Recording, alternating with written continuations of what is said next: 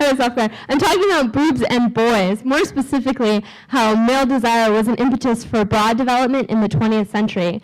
So a lot of times scholars will say that women's underwear developed in response to women's changing roles in society and equality, but really I'm going to argue that it was actually with male desire. And so the first thing we need to talk about is male gaze. In feminist film theory, films are made with the male viewer in mind. So they project their fantasy of the eroticized woman onto the screen, and we can see this in real life. So instead of women dressing the way that they would like, we go from different ideals in society of what's attractive, starting in the late, or actually from the beginning of time to the present. So I'm going to talk about starting with the Industrial Revolution when corsets were really popular. And so what are corsets? Corsets basically restrict any kind of movement that a woman can do.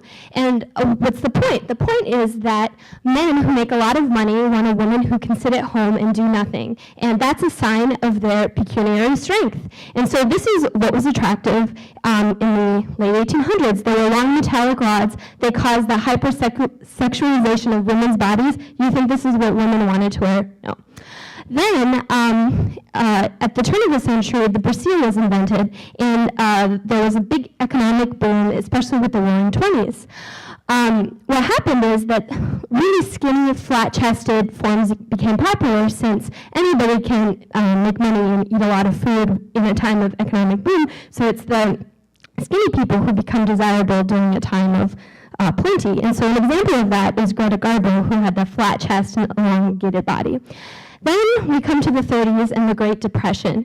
And since the economy was doing terribly, the full feminine form became more popular. Big, full breasts and shapely women, no more flat chests.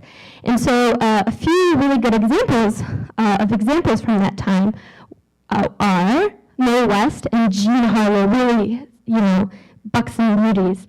Then, in the 1940s, something really, really interesting happened. Women went to work, do the wartime jobs, and for the first time, they had to wear pants. And as a result, the female form became separated into a male part, which was the bottom of the pants, and a female part.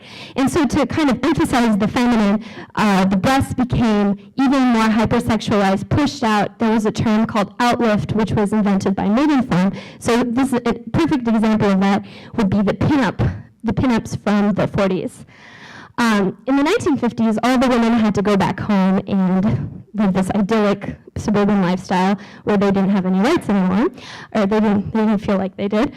So what became popular was this rounded shoulders, full feminine breasts, and handspun waist, Christian Dior's new look. So a more feminine form, again, became popular in a time of economic boom.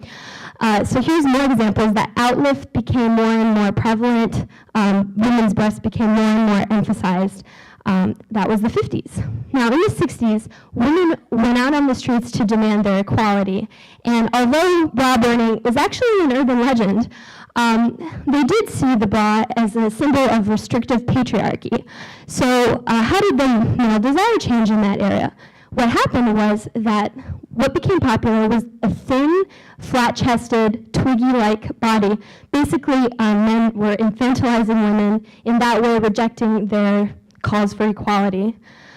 In the 70s and 80s, what happened was more and more women were coming into the workplace, and as a result, men's sense of masculinity was more and more threatened, and so larger breasts, more feminine figures became popular.